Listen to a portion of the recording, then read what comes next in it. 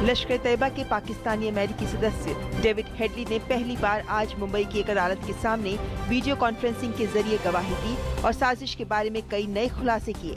Headley ने बताया कि वो लश्कर तैयबा का सच्चा समर्थक था और लश्कर के कमांडर साजिद मीर से संपर्क में था। मीर ने ही उसे भारत भेजा। उसने भारत में घुसने के लिए 2006 में अपना नाम दाऊद गिलानी से बदलकर डेविड हेडली किया। वो 8 बार पाकिस्तान से भारत आया, 7 बार मुंबई और 1 बार दिल्ली आया और 26/11 के बाद 1 बार मुंबई भी आया। इसी मामले में अबू जुंदाल की भी आज टाडा कोर्ट में सुनवाई है।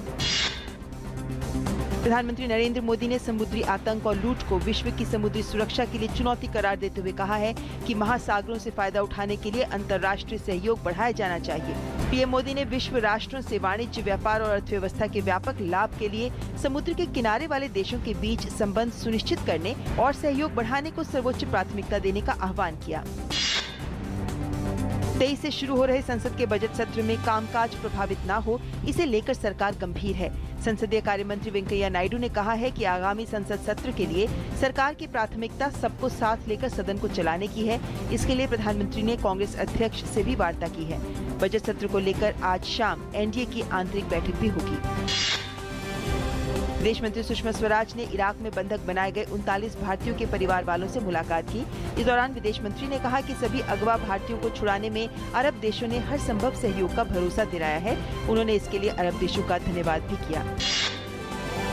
नेपाल के वित्त मंत्री विष्णु पौडेल ने विदेश मंत्री सुषमा स्वराज से नई दिल्ली में कल मुलाकात की।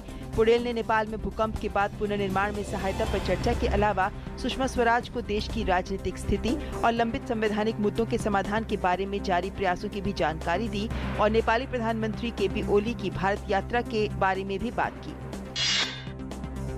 राजधानी दिल्ली में एमसीडी की हड़ताल का आज 13वां दिन है और आज दिल्ली हाई कोर्ट में भी इस मामले पर सुनवाई होगी। एमसीडी कर्मचारियों की हड़ताल के चलते उत्तरी और पूर्वी दिल्ली में कूड़े का अंबार है। लोग अपने घरों के पास बढ़ती गंदगी और बीमारियों के खतरे को लेकर परेशान हो रहे हैं। हालांकि एमसीडी डॉक्टर्स और टीचर्स ने अपनी हड़ताल वापस ले ली है। उत्तराखंड में हिमालय के ऊंचाई वाले क्षेत्रों में बर्फबारी और राज्य के बाकी हिस्सों में हो रही लगातार बारिश से तापमान में गिरावट आई है। इस बारिश से रबी की फसल अच्छी होने की उम्मीद में किसान खुश हैं।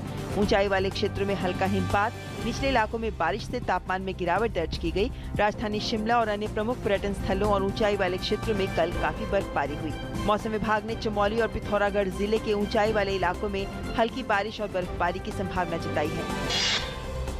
बेंगलुरु में कल व्हाइटफील्ड के नजदीक कुंदनहल्ली के एक स्कूल में तेंदुआ घुस गया, जिसे वन विभाग के अधिकारियों ने तकरीबन 12 घंटे की कोशिशों के बाद बेहोशी की दवा का इंजेक्शन देकर बाहर निकाला, लेकिन इस दौरान वन विभाग के 2 अधिकारी घायल हो गए। वैश्विक संकेतों के अभाव में सप्ताह के पहले दिन यानी सोमवार के सत्र में सेंसेक्स और निफ्टी की शुरुआत हल्की गिरावट के साथ हुई है। बीएसई का 30 शेयरों वाला प्रमुख इंडेक्स सेंसेक्स 20 अंक गिरकर 24,591 के आसपास कारोबार कर रहा है। शहरी खपत और मांग पहले से बेहतर हुए हैं। इंफ्रास्ट्रक्चर पर बल से विकास को भी सहारा मिला है। रेटिंग एजेंसी नोमुरा ने अपनी रिपोर्ट में कहा है कि ग्रामीण इलाकों में चीजों की मांग लगातार सुस्त है। सभी सेक्टर में समान रूप से रिकवरी जरूरी है। दिल्ली मुंबई का सफर अब 12 घंटे में पूरा होगा। स्पेनिश कंपनी टेल्गो को रेलवे बोर्ड इस ट्रेन के ट्रायल की मंजूरी दे चुका है। 160 से 200 किलोमीटर प्रति घंटे की स्पीड से ट्रेन चलाई जाएगी। अभी 17 घंटे का दिल्ली मुंबई के बीच का सफर है। संयुक्त राष्ट्र सुरक्षा परिषद ने लंबी दूरी के रॉकेट परीक्षण के लिए उत्तर कोरिया की आलोचना की है। न्यूयॉर्क में एक आपात बैठक के बाद सुरक्षा परिषद ने कहा कि उत्तर कोरिया के खिलाफ नए प्रतिबंधों का प्रस्ताव जल्द ही पारित किया जाएगा। बैठक के बाद संयुक्त राष्ट्र में अमेरिकी प्रतिनिधि ने कहा कि अमेरिका सुनिश्चित करेगा कि सुरक्षा परिषद उत्तर कोरिया पर गंभीर प्रतिबंध लगाए। जापान ने भी अमेरिका का समर्थन किया है। ताइवान में आए भूकंप के बाद अब राहत और बचाव का काम तेज है।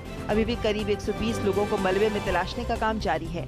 माना जा रहा है कि ये लोग शनिवार को आए भीषण भूकंप के बाद तबाह हुए घरों के मलबे में फंसे हो सकते हैं। अग्निशमन दल, पुलिस, सुरक्षा बल और वॉलंटियर्स खोजबीन और बचाव कार्य में जुटे हुए हैं। इस भूकंप में कम से कम 26 लोगों के मारे जाने की सूचना है। 12वें दक्षिण एशियाई खेलों में भारत का दबदबा जारी है। आज चौथे दिन की शुरुआत में 75 किलो वर्ग में भारोत्तोलन में कविता देवी ने 1 स्वर्ण अपने नाम किया है। रविवार को खेल के तीसरे दिन तक देश ने साइकिलिंग समेत तैराकी, भारोत्तोलन और कुश्ती में कुल 45 पदक हासिल किए। आज होने वाले अहम मुकाबलों में अन्य स्पर्धाओं के साथ साथ आज भारतीय हॉकी टीम का सामना चिर प्रतिद्वंद्वी पाकिस्तान से होगा। गजल सम्राट जगजीत सिंह की आज जयंती है। जगजीत का नाम एक ऐसी शख्सियत के तौर पर याद किया जाता है जिन्होंने अपनी गजल गायकी से लगभग 4 दशक तक श्रोताओं के दिल पर अमिट छाप छोड़ी।